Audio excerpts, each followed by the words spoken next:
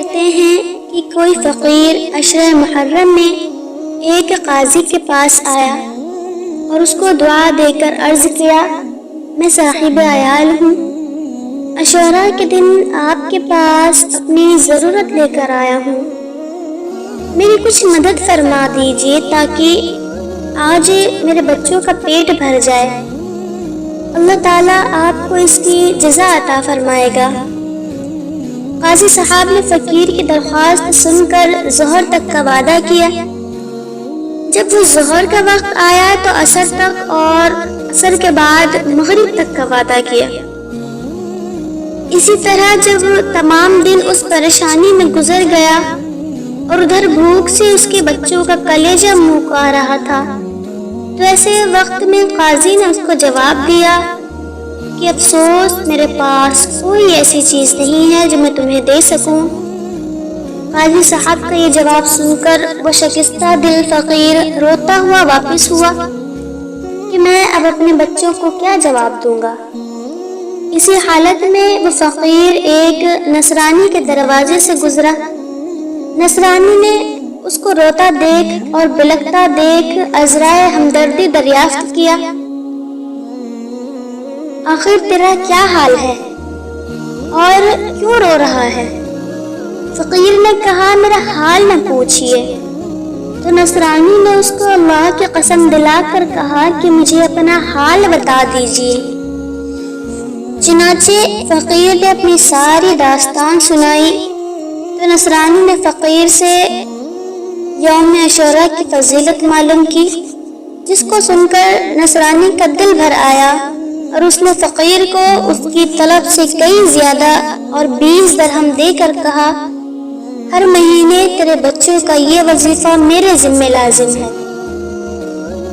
چنانچہ اب وہ فقیر خوشی خوشی جب کھانے کا سامان لے کر گھر پہنچا تو بچوں نے بھی خوش ہو کر دعا کی کہ اے ہمارے معبود، جس نے ہماری مدد کی، ہمیں خوش کیا ہے، تو اس کو جلد سے جلد اپنی مرضیات سے نواز دے۔ اس کے بعد جب رات کو قاضی صاحب نے خواب میں دیکھا کہ کوئی شخص ان سے کہہ رہا ہے اپنا سر اٹھا۔ قاضی صاحب نے سر اٹھایا تو کیا دیکھتا ہے کہ 2 محل ہیں، جن میں ایک اینٹ سونے کی اور ایک اینٹ چاندی کی لگا کر تعمیر کیے گئے ہیں، جن کو دیکھ کر قاضی صاحب نے حیرت سے دریافت کیا، یا اللہ، آخر یہ محل کس لیے بنایا ہے؟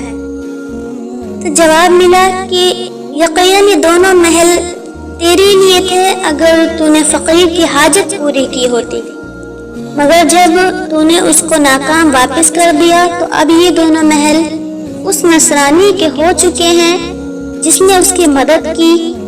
یہ دیکھ کر قاری حسرت و افسوس کرتا ہوا خواب سے بیدار ہوا اور اس نے نصرانی کے پاس جا کر معلوم کیا کہ تو نے شب گزشتہ کیا نیکی کی ہے۔